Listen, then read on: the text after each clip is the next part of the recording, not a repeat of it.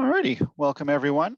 My name is Frank Crawford. I am the Education Committee Lead with Passive House Alberta, and welcome to today's Coffee Talk. Today, Derek Chamberlin, who is the Prairie Region Sales Manager for Daikin Canada, will be talking to us all about heat pumps and specifically how they can work in our cold Alberta climate.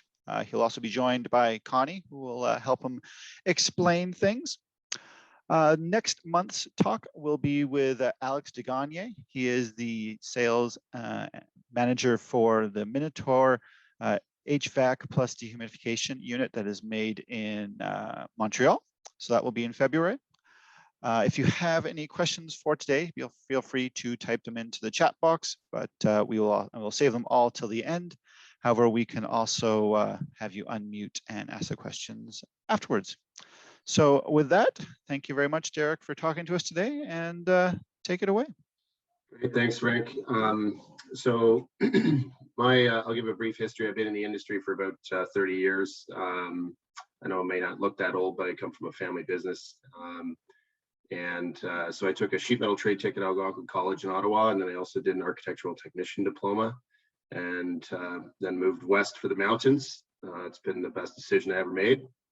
And so I also have with me Connie Schroeder. She's our senior product manager for single and multi-zone product systems, and has been with Daikin since 2017. Graduated from Oklahoma State University with a degree in mechanical engineering, and started her career in the oil and gas industry, holding various roles in engineering, operations, and product management.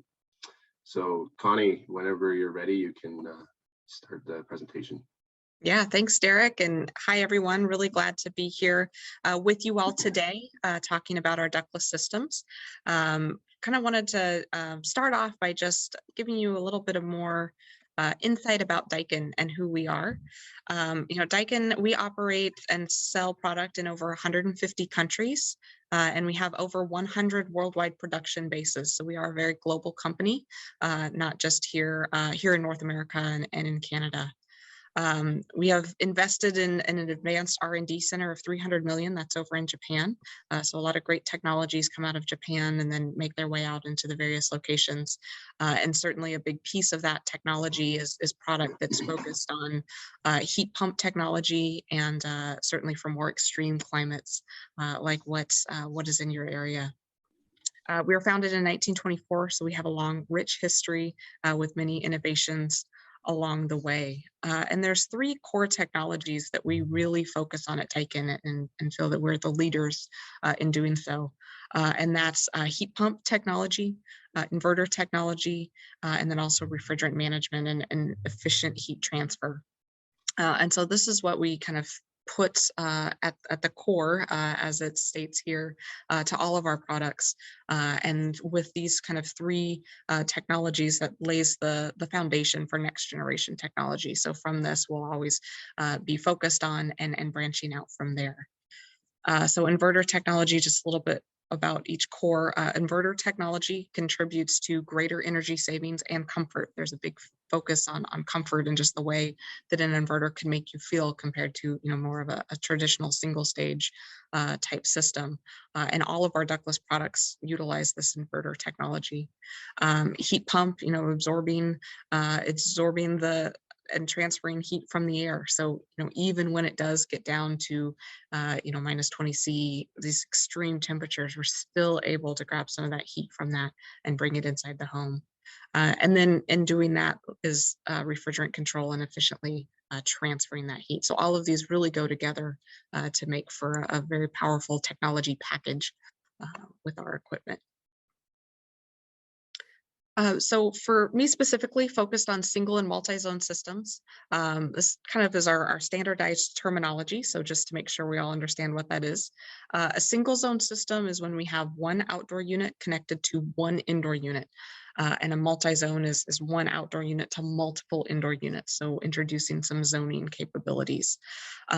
So these indoor units can be all different types. Most commonly, we see them as what's known as ductless. So a nice wall mount unit that might hang on the wall or sit low on the floor.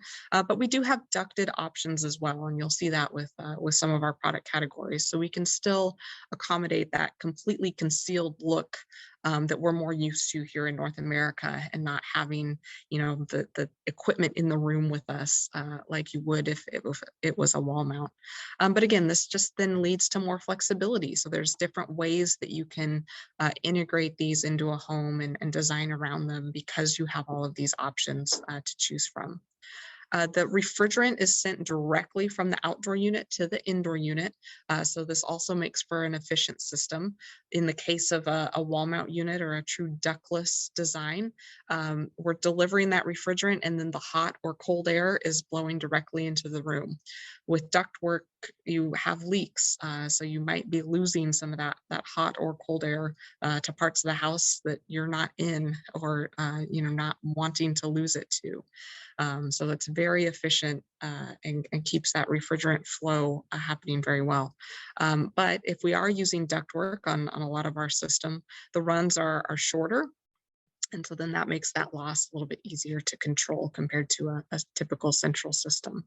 So today we just wanted to focus on our products that are geared for cold climates. We have a wide range of equipment, but then we have a very special couple product categories that perform very well for heating needs as the temperature drops. So first up is our Daikin Aurora systems, and this is our extreme climate product. Daikin Aurora we have on 1-to-1, or then we'll later see it in a multi-zone setup. But really what the Aurora units can do is provide up to 100% of its rated heating capacity. So whatever the rated condition at 47F, it can maintain that capacity down to -15C. And then it also, we have confirmed continuous operation down to -25C. The equipment can continue to operate below that -25C mark. We just don't guarantee it. It's going to depend on the application and the design and things, but we have seen these continue to run as it gets even colder out. There's a variety of indoor units to choose from on these single zone setups. So we can do a wall mount, we can do a nice floor mount, or we have a ducted option as well. So again, you've got options to integrate these Aurora systems. So also not just from a performance standpoint and just being able to deliver heat, we also have to think about, the insides of the unit being able to handle those extremes as well. So the PCB is able to work and still be functional when it's -25C. We have a special drain pan design that's going to help, when you're in heating and you've got condensation now on the outside unit, we've got to make sure that that condensation is able to get out of the drain pan and away, so it doesn't then start to freeze up, which is going to cause damage to the outdoor unit. So there's a lot more things to take into consideration when it comes to designing a system for cold climates beyond just its heating performance and the indoor unit style. Now, for another 1-to-1 solution, we have what we call our Sky Air category. Sky Air really just brings on larger capacity systems. So the Aurora system only goes up to 2 tons for 1 indoor, 1 outdoor. But with Sky Air and its ducted configurations, we actually go up to 4 tons. And you'll see here maybe a piece of equipment that looks a little familiar. We do have a traditional multi-positional air handler unit so that you can install it like a typical central system that our homes are, more used to utilizing. The other benefit about Sky Air is that although they're not dubbed an Aurora cold climate system, we can actually do 100% of the rated heating capacity at -20C on systems up to 3 tons. And then we're at about 75% of that rated heating capacity on those larger tonnage systems. So they perform very, very well just as the heat pump alone. And then there are opportunities to add on some electric heat kits or support with auxiliary heat and all that stuff if you need more as that temperature drops.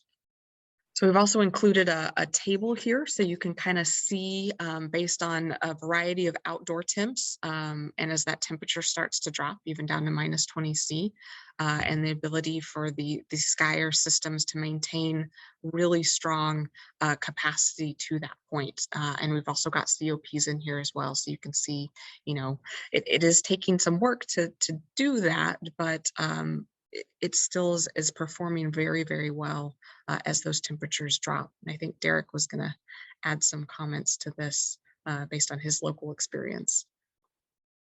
Yeah, hey, Connie, can you just flip to the next slide? Sure. So I had a snippet here that I wanted to showcase to you guys and girls, because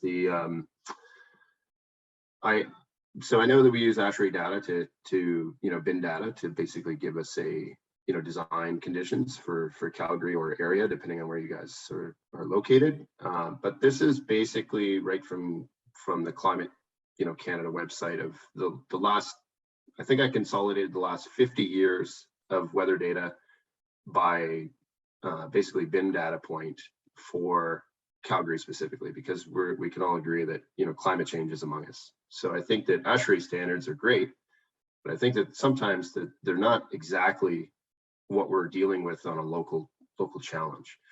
So this gives you an idea of the amount of energy that's being consumed to each sort of category. And I think it's a testament to the ability of the heat pump. I think that this call hopefully is a group of believers that heat pump technology works. And I can also back this up with my own personal home. I've recently just installed a Daikin heat pump designed to 100% heating of my home to -20, and then beyond that goes to auxiliary.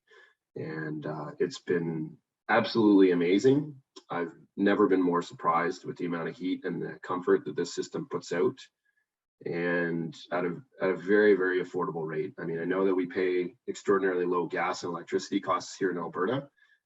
My last energy bill for the month of ending November, ending December, I think the electrical portion, which is not segregated by heat pump and general electricity, but the entire bill as a whole, was about $200. So including all the taxes and fees and all the extras. So pretty affordable as well to be able to operate these systems. And Connie, I think you've probably heard this more and more over the years, but these heat pumps, they far exceed their rated capacities on paper. My unit did not shut off and was running continuously, heating a detached garage in -37, and it was maintaining temp. So just to back it up. But anyways, you can carry on. Yeah, great stuff. Thanks, Derek. All right. So as I mentioned, we also have Daikin Aurora on a multi-zone system. So multi-zone, really the benefit here is that you can start to introduce independent zoning. So room by room or zone by zone. Having a dedicated indoor unit in each space means that we can help get occupants more comfortable based on how they're using the space or if they're not using the space. So yes, with central systems, there's zoning kits that can help introduce some of that, but they just don't work as effectively as if you have a true dedicated indoor unit for that space. And so that's the benefit of a multi-zone. They're very easy to install. So the outdoor units here are actually providing the power to all of the indoor units. So you only need one breaker, one circuit for this whole system. So it's a very not so complicated design from that standpoint. And then again, we're running the individual refrigerant lines between outdoor and indoor unit on an individual basis. So you don't have extra pieces of equipment that you're needing to fit in somewhere to help with the entire system. So with Aurora, we have kind of 3 different products, and it really just is equating to how much capacity you need or how many indoor units you want to connect to it. So we have equipment that can do just 2 indoor units, or then 3 and 4 indoor units with a nice large capacity range as well. So it could be that for an application, maybe you're needing to choose the 4-ton unit, but only connecting a couple indoor units to it, and it's just to get the capacities needed for the application. But just like the one-to-ones, these Aurora systems can do 100% of the rated heating capacity, minus 15C, and they'll operate down to minus 25C. So same general methodology there. And you've got a wide range of indoor units to choose from. So over on the right, you can see all the different styles. So you can mix and match, maybe you're designing a two-story home or townhome, or the bedrooms are upstairs. And so you could maybe choose our FDMQ ducted unit to handle the bedrooms, and then put a couple wall mounts for the downstairs areas, living spaces, things like that. So you can totally customize these systems to fit the home design, and really work through, the ability to then make some different changes in the overall design or setup of the home, because you have the flexibility with the heat pump system. And here's just how, kind of furthering on that, this could be your only source of heat, even for the entire space. And especially with our ducted units, we have a model that has great static pressure capabilities. So you can treat multiple spaces with one ducted indoor unit, and then again use those wall mounts in other spots. So it's very easy to do a true whole home solution with an Aurora multi-zone setup, and not just do something one-to-one.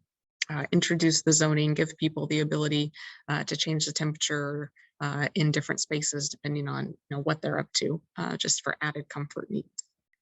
A little bit now on thermostat and controls. So most of our systems, especially all of our wall mounts, they're going to ship with a handheld controller. So it looks kind of like your TV remote, but there are other options then as well, because that is a little bit not as common for North America to have a remote to control your system. So we do have more, standardized thermostat and control solution.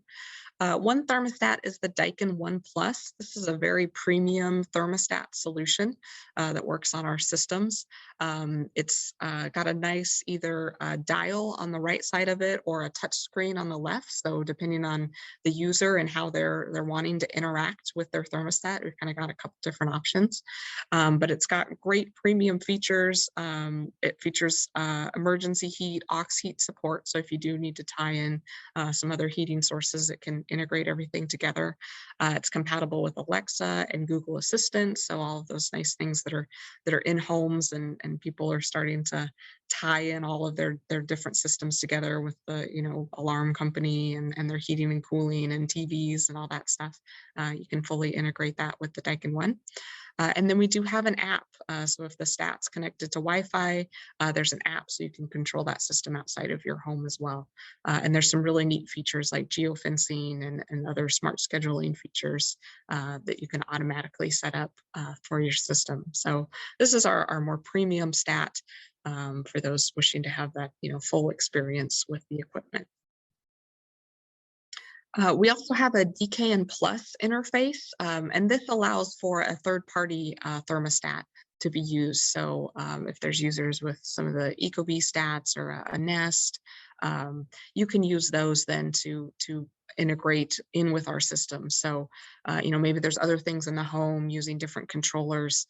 This is a way to have one same controller throughout the entire home for all of the systems, whether it's different brands or whatever. It also has aux heat support and Wi-Fi control. So lots of great features embedded in this. But, really the main difference between this solution and the One Plus is if you want to put a third-party thermostat on the unit and control it that way. And so that's all we had for slides. We certainly wanted to leave time for questions and discussions, but hopefully gives you a little bit better idea of heat pumps and what Daikin offers for your area. Thanks, Connie. I'd like to just share quickly, if you guys are okay. Let's just see if I can.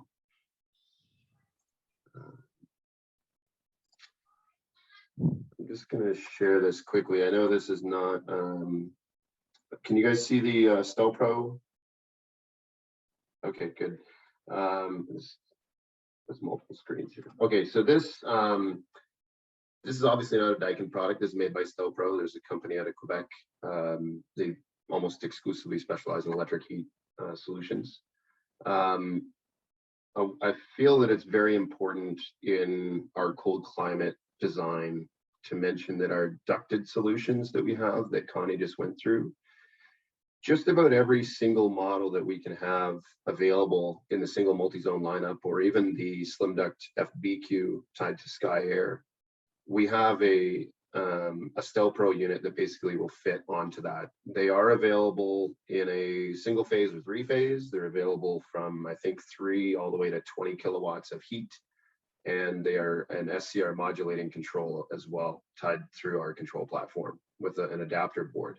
So instead of being a simple on and off heat solution, they can modulate the amount of heat that's being put through those systems. So relatively energy efficient, but also get us the ability to meet the design temperatures of minus 33, give or take. So I feel like that's important for this group to understand, that we do have that capability when you're looking at heat pumps to get a little top up in those coldest of days. The one other thing that I wanted to show, let's see if we can just share one more thing. Okay, hopefully you can see my LinkedIn page now. Get a nod, yes. Okay, so this is the system that I have that I just spoke about in my own home. So can you also see my cursor on here?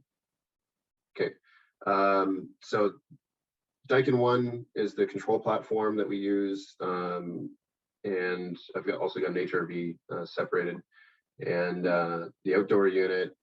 Let's see if this works. There we go. So you can see, oops. Outdoor is minus 22 Celsius, and the heat pump is still running in that photo. There's the outdoor unit. Again, to be cautious, as an awareness for a cold climate and the continuous heat that this system runs, the system will go into a defrost, and therefore you have a lot of ice buildup underneath the unit. So it's really, really important to either mount the unit on the wall above anticipated snow and all that kind of stuff that obviously installers will do, but just a design awareness for locations and things.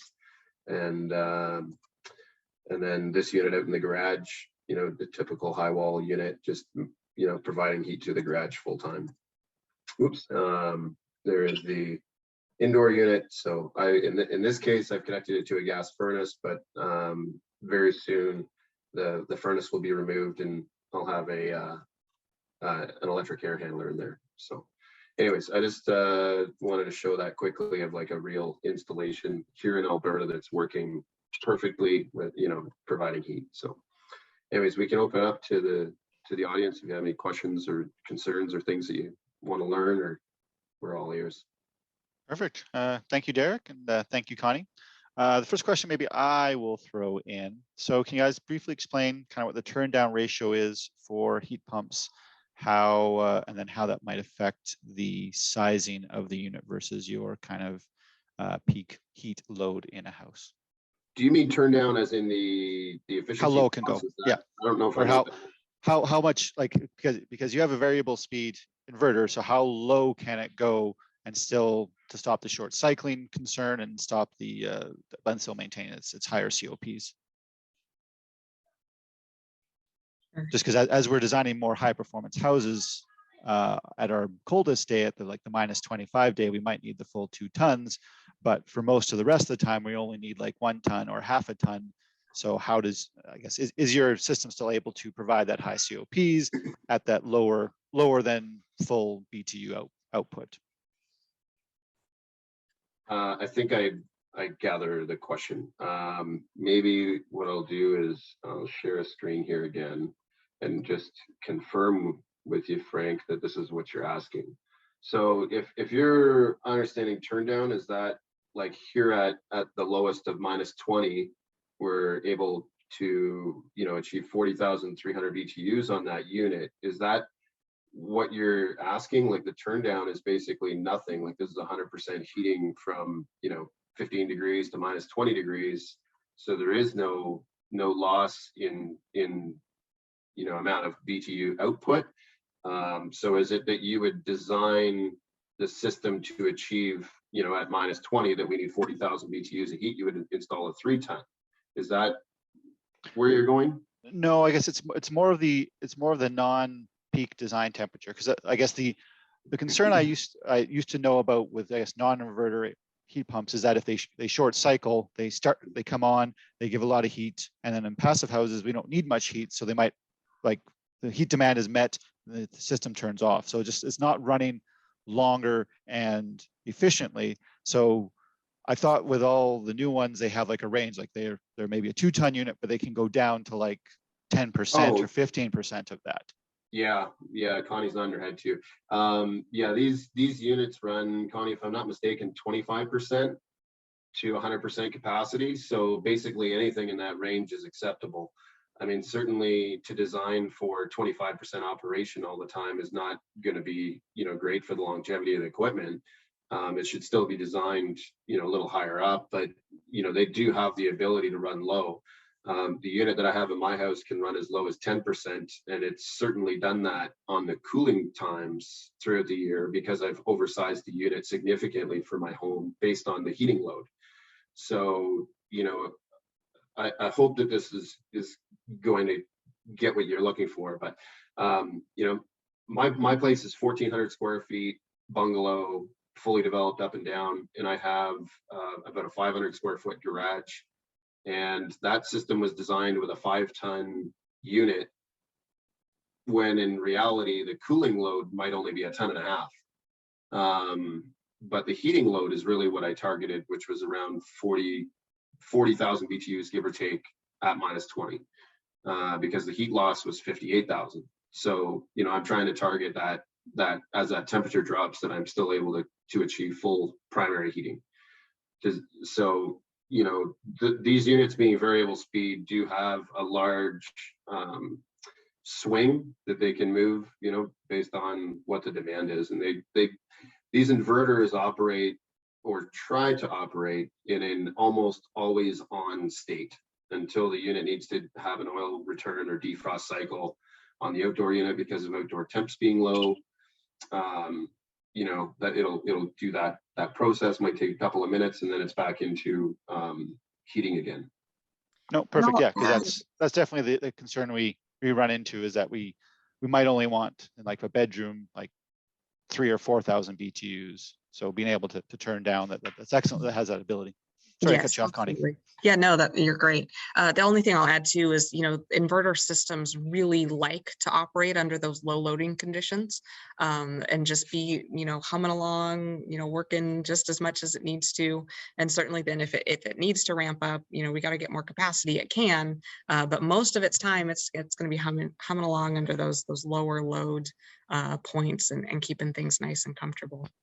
And that's what makes them so efficient as well. Perfect. Okay. We have a few other pre-submitted questions, but I guess the people that have showed up today, if anyone has a question, you can put up your hand or unmute, and if not, I will do some other pre-submitted questions. So does anyone have a question that they want to unmute and ask? So Malcolm, you said, what about air conditioning? So heat pump, the benefit of a heat pump is that it's also an air conditioner. Essentially, there's a reversing valve inside the unit. So depending on season, depending on what the outdoor temperature is and the indoor thermostat setting, it'll either be in an air conditioning state or a heating state, and it can do both. Not at the same time, but it can auto changeover between a heating or a cooling call. Kim, wondering if you can expand on how these systems work with the HRV you mentioned in your own home. HRV is freezing up in Cold Lake. So HRV at my house is not integrated with the system. Currently, that is something that our product controls team is working on, to have it talk all in the same system. Currently, it operates as a standalone. So my unit is basically a 5-port HRV, and it has a defrost damper. So as the outdoor temperature drops below, I think I have it set at -20, then it automatically basically shuts the damper off to the fresh air side and allows the warm air from the home to circulate and do a defrost so that it doesn't freeze up. And then that fresh air cycle is limited to 20 minutes per hour, 24 hours a day. So it's going to constantly allow for fresh air. as you hit the, a timer in the bathrooms or whatever, it's going to, put an additional focus on exchanging that air, but it does work independently from the furnace. So the only addition to that, Kim, would be that the furnace is set to a constant fan, always on state at a low CFM, and so therefore the HRV that I have is dumping all of the fresh filtered air into the return air of the furnace, and then the furnace is acting as the delivery method to the whole home. Hopefully that answered some of your question.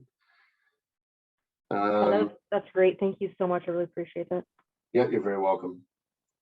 Can this be configured to radiant floor heating, David? Yes. So we have a few systems in that very last slide that that Connie showed of the control adapter. We can use that adapter in our, if you use like a high wall, let's say, mounted to the wall for heating cooling solution, like what she has there. You can use this air zone controller and tie in auxiliary source. So you could tie in radiant floor, you could tie in a boiler system, you could tie in electric baseboard heat, you could put in an auxiliary heater of whatever type you have. So yeah, no problem at all. We can certainly do that. The connectivity and compatibility is somewhat limited to the indoor units that we offer, but for the most part, it's across the lineup. Okay, I guess there was another question about kind of the equipment you're using for a retrofit application. So I guess that would be most likely just putting in your multi-position air handler in place of the furnace. Would you want to change kind of anything else, or what? I guess, is there a process you go through when you're looking to do those? Yeah, cold climate, right, Frank? We talked about this before. So the biggest issue that we have as designers and as product is that in Canada, with our very cold climate design temperature for a heat pump, we require a lot of electrical panel capacity. So, you're going to run, let's say, 30 amps maybe for the outdoor unit, another 15 amps to run the indoor unit, and then you've got some sort of an electric resistive heat backup, either in the fan coil or baseboard heat or whatever.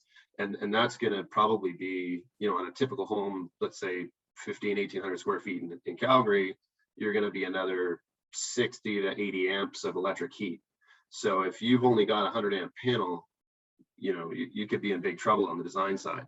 And most houses are going to require a 200 amp or at least 150 to be able to get in, a fully electric system because of the design temperature. And that's really all it comes down to is the design temp. Yeah, and the I guess the load for that heat, so that design temp. So I guess generally when we're talking about deep energy retrofits, we always start with the envelope first to get that load down, to then it makes it easier for the heat pumps to do it. And I guess depending, you can also, like you can do the heat pump paired to a natural gas fireplace and use that as your backup heat. If you want to say do the mechanical upgrade first, and then as your envelope gets better and better, you just use less and less gas, and eventually can the heat pump work without the natural gas on, like just use the fan from the natural gas furnace but turn the gas off? Is that an option? Yeah, so in heat pump mode, the outdoor unit is running, doing the heat exchange of the outdoor air, bringing in that hot refrigerant gas at that point, and then going through the coil. And the furnace, all that the furnace does when the heat pump is on is a fan. That's it. There's no other component that's working. So it gives you a hybrid solution for customers, or like you guys, I assume, are part of a design community and others that there might be a customer or a client that is absolutely adamant they're not ready to get rid of their gas line. They want because they want a barbecue or a fireplace or whatever. And those things present a unique challenge, and Daikin has a solution to be able to pair gas and heat pump if that's what they want to do. They just want to reduce their load. I can say that the home here is relatively new to me. I moved in July, so I don't have a previous year's energy bill to tell you exactly on consumption. But what I can say is that through that last minus 27 to 35 cold snap, when the furnace does run beyond minus 22, then my gigajoule consumption for my furnace and a hot water tank was like maybe 2 gigajoules, maybe not even 2. So it was really low in comparison to what a traditional house might use, 9 or 10. So the offset is still good. Excellent. Yeah, it's a good hybrid solution. And then we're also, I guess, working on some other kind of load share devices to possibly allow you to get the electric resistance heat, backup heat in while maintaining the 100 amp service. Because yeah, that's a newer item that we are definitely trying to figure a way around. All right. I guess another question I saw, actually, I think Daikin itself posted it, that you guys have a new type of refrigerant that you might be bringing out shortly that has lower embodied carbon. Can I poke you guys about that as well? I'll let Connie take this one, but yes, we do. Yes, yeah. So there is kind of a refrigerant transition that will be happening in the coming years. So I'm sure you've seen a lot of that. There's a lot of discussion starting about it. And as Daikin, we've selected R32 as our kind of next gen refrigerant. Right now, it's kind of a manufacturer-based decision instead of something that's going to be regulated at the federal level, at least for right now. And we also then have introduced a single zone mini split system using that refrigerant. So that's probably what you've seen the most of here in the past couple of weeks. So right now we're only selling in a few states in the US and certainly then working on, where do we take this next? There's kind of a lot at play with different regulations and codes and things. And so that's what we've got to navigate to get there. But I will say the performance of the system is much like an Aurora system for one-to-one applications.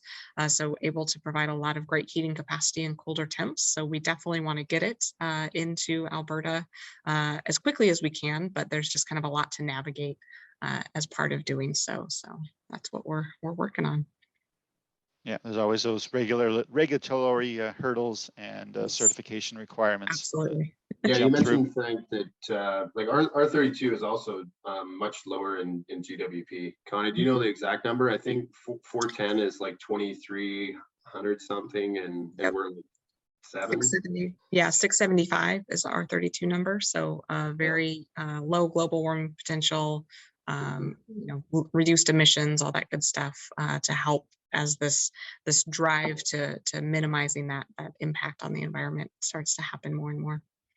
Okay, I guess maybe to follow that question, do your lines come pre-charged, or like is there normal much leakage of refrigerant? Is there like statistics on how much leaks out, or if they need to be recharged over time, or? Sure. Yeah, so they do come pre-charged with a certain amount of refrigerant, and then based on how long your piping lengths are, would be when you might need to add more. But in general, these are tight systems. The only time that refrigerant leaks might occur is when you're doing some service work and needing to disconnect things. But even then, it's still very small. And so even just comparing a system now that uses R410A to the Atmosphera system, which is our R32 model, we've got even reduced refrigerant leakage rates because there's less refrigerant in the whole system in comparison. So there's some interesting comparisons to be made for sure. So Frank, I'm just looking at the email that you sent me with a few questions that came in from the audience too. And some of these questions might not have been from the folks that are on the call now, but I'll try and rip through them for you guys. Sure. So in relation to heat pumps in general, so are they capable of heating a passive house as well as making hot water for household and use in cold climate? So currently Daikin today is no. We do have a product, but it's not in Canada, and it's called Daikin Altherma, for those of you that might want to put that in Google. Altherma provides a water loop so that you could do domestic hot water, or you could do a water preheat on a fan coil. You can do a number of things with it, but it's basically a water loop added to the whole system as a single contained product. it's pretty slick. We're begging, Connie and I are on the same team on this. We're both begging Daikin to get this product into Canada, but time will tell. So next question was characteristics of Daikin's IAQ monitored control system. So I'm not sure if the person that asked that question is on the call. If they are, it would be great to get a more clear understanding of what that question is, but otherwise I will take my best shot at trying to answer it. Okay, so Daikin has two things in this category. This is sort of a two-phase question. So the first thing is we offer a cloud services portal for our dealers to be able to supply 24/7 monitoring of the system, which is basically just, let's call it stoplight theory.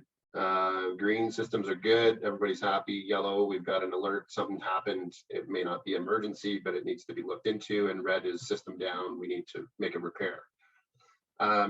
So the dealer would have access to potentially remote access the system through the Daikin One smart thermostat, and we can do basically anything that you can do standing in front of the thermostat. We can do remotely. So we could go in and find error codes or diagnostic information, and try and relieve the stress of getting in a vehicle and driving to a household to learn more about a system and then finding parts and how to fix it. So huge help in lowering emissions by not having to drive. Also huge support in having more responsive time and reactive and proactive to deal with these issues and be able to provide better customer service to the end user. The second part of that is around IAQ. So we do offer some indoor air quality products through our partner company through Clean Comfort.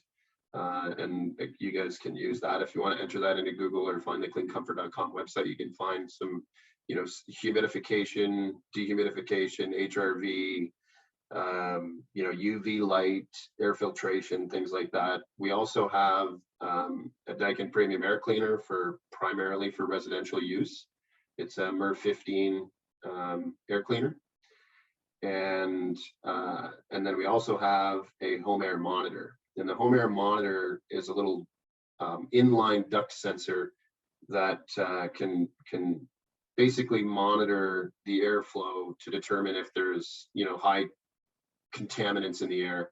So whether like VOC related things or ragweed and pollen during allergy season or other things that it can focus on to send an alert to the thermostat or to the homeowner's cell phone or tablet or something to notify them that they've got a spike in contamination, let's call it, not necessarily that it's harmful, but it gives the homeowner an option to turn on boost a fan for a while to try and dilute whatever it is that's going on.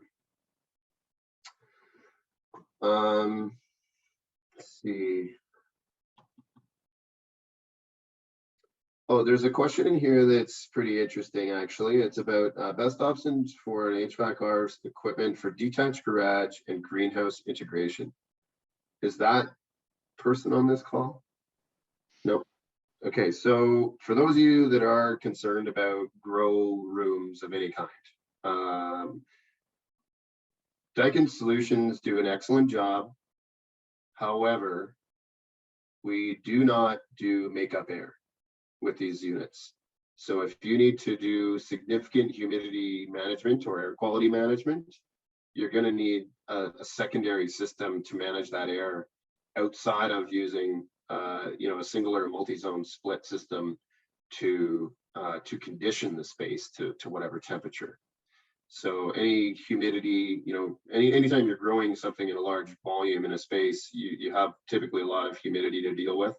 And that can cause a lot of mold and mildews and other things. So the only way to be able to effectively manage that is through air exchange, through an HRV or an ERV or some other solution for that space. Next question.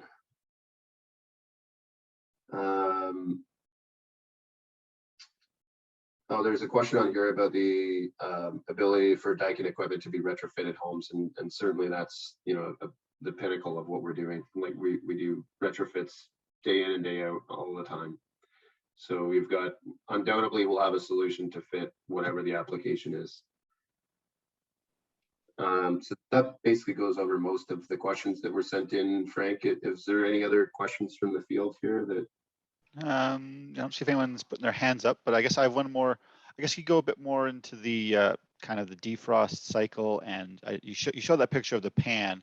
Does that pan have a heater, or is it just metal that conducts? Or I guess how does your defrost system work? How does it use up a lot of energy, or how often does it run? Stuff like that. Okay, so I know some of these answers. So yes, we have a defrost heater. They are not standard. They're an accessory. Every market in North America is a little bit different. You're obviously not going to need a drain pan heater down in Texas. You know, we have drain pan heaters installed quite regularly in Alberta and, you know, Edmonton and whatever up north, certainly. My unit in Calgary, I did not install a drain pan heater, and I have not had any real critical alarm bells or red flags that said I should have. I think that as far as the best practice goes through our industry, I think that they are a good idea and that they should be considered standard for this climate. Being my own personal home, I took the risk to see whether it's really, you know, a product that really is required or not. I would err on the side of caution that over the longevity of the unit that it should be installed. As far as the consumption of energy, I don't have that. Connie, do you know off the top of your head?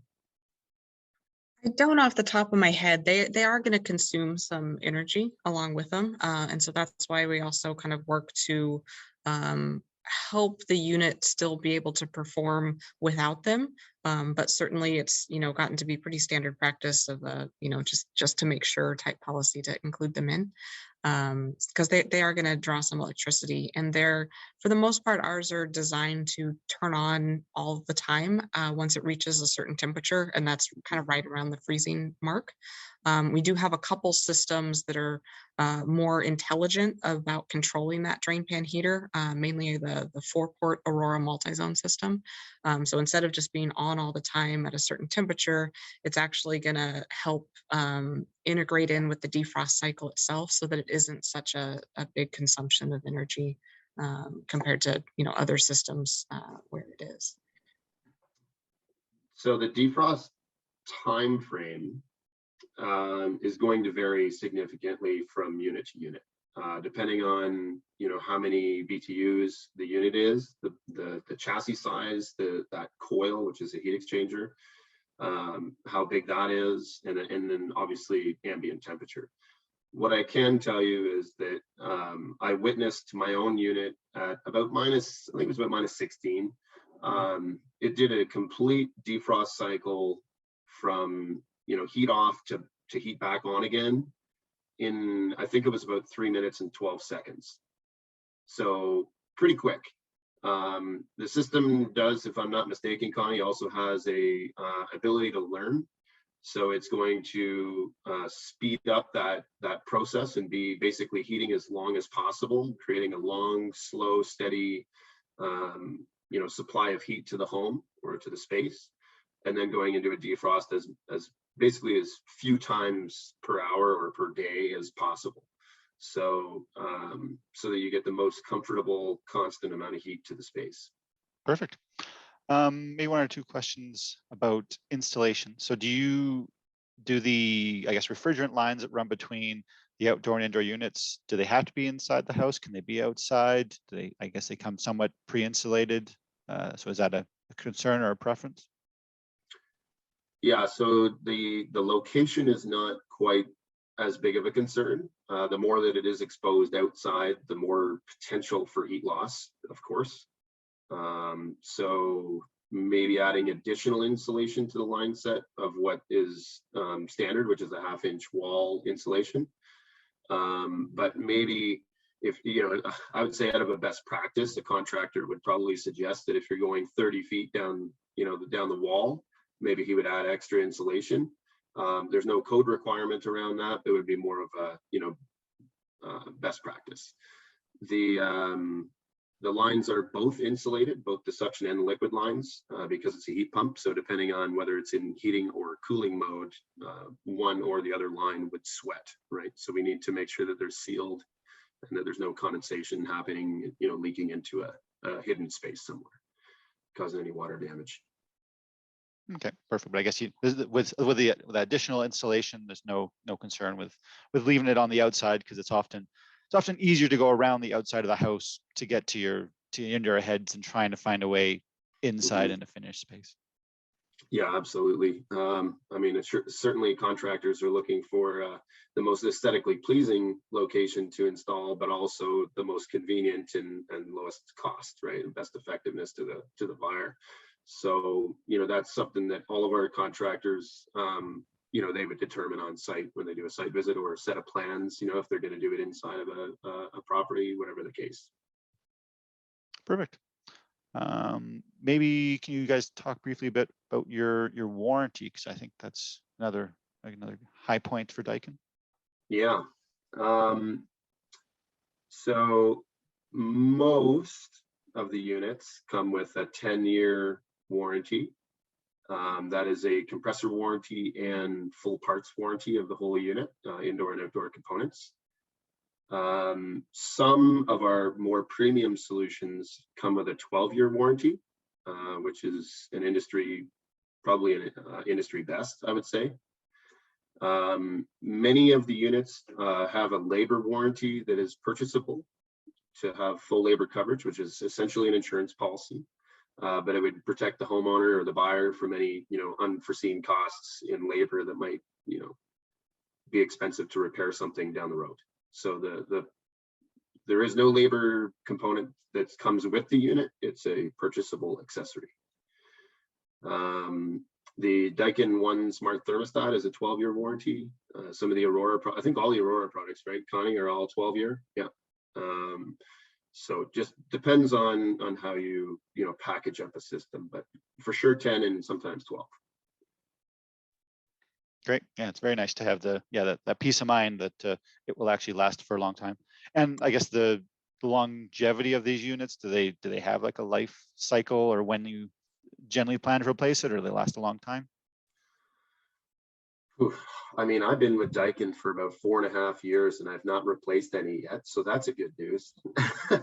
I mean, as far as what the system is, let's compare it to the refrigerator in your grandpa's basement from 1950s. I mean, it's a fully sealed refrigerant system, no different than an old fridge. And, as long as it's been properly installed and commissioned, there's, next to zero chance that the unit's going to fail on its own. So it's, these are very robust systems, far more robust than a gas burning appliance. I can tell you that. Hopefully that answer your question. Yeah. Yeah. It's good. As good as you can. Another question from Curtis. I'll just add real quick. Daikin, we also manufacture our own compressors to go into the system. Not every manufacturer does that. Some are sourced third party, but we manufacture our own compressor. It's our design, and that's part of then what allows us to get really good warranties on it, because we know it's a very high performing compressor, and that's the heart of the system. That's what's going to keep it running for a long time. The compressors, almost, I would say 95+% of the contractors that I visit are absolutely blown away by the fact that we build our own compressors for our units and we do not sell them to a third party. So they are Daikin and only Daikin gets them. And the products that we use are called a swing compressor. They're a patented owned Daikin product.